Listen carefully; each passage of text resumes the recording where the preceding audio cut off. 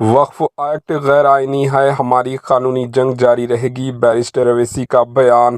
وقف ایکٹ میں ترمیم کے خلاف سپریم کورٹ میں جاری سماعت کے دوران آل انڈیا مجلس اتحاد المسلمین کے سربراہ رکن پارلیمنٹ حیدرآباد بیرسٹر اویسی نے ایک بار پھر اس ایکٹ کو غیر آئینی قرار دیا۔ اپنے بیان میں اویسی نے کہا، ہم اس ایکٹ کو غیر آئینی سمجھتے ہیں۔ عدالت نے کہا کہ سینٹرل وقف کونسل اور اسٹیٹ وقف کونسل قائم نہیں کی جائیں گی اور وقف بائی یوزر کو ختم نہیں کیا جا سکتا۔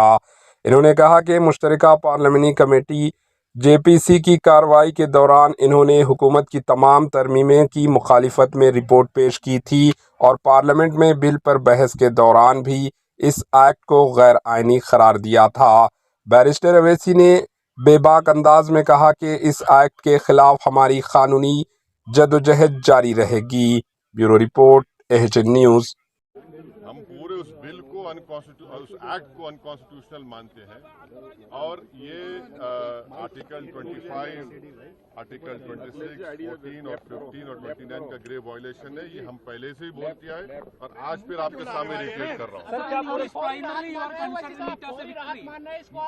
No. See, let us be very careful.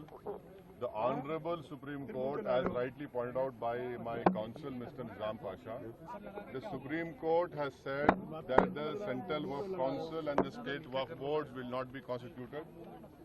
Waqf by user cannot be deleted.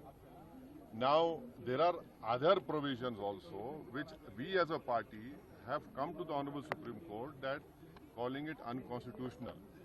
Now, whenever it will be heard, our counsel, Mr. Nizam Pasha, on behalf of me, will be arguing it.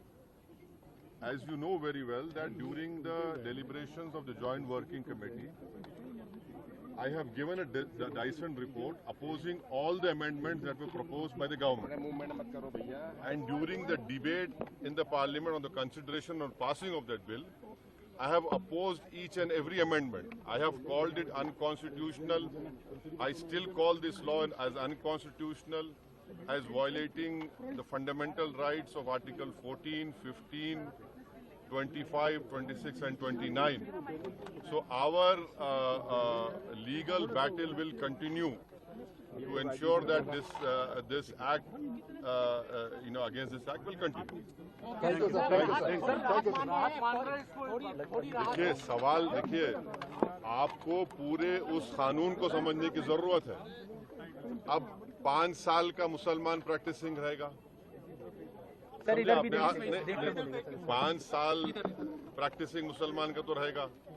اب اس کو کون decide کرے گا؟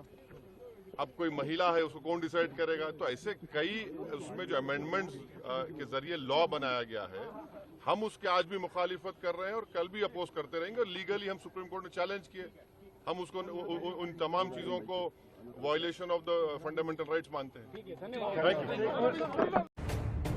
AHN news کے YouTube channel کو subscribe کریں اور bell icon کو دبانا نہ بھولیں تاکہ آپ کو ہر نئی آنے والی ویڈیو کا نوٹیفیکیشن بر وقت مل سکے۔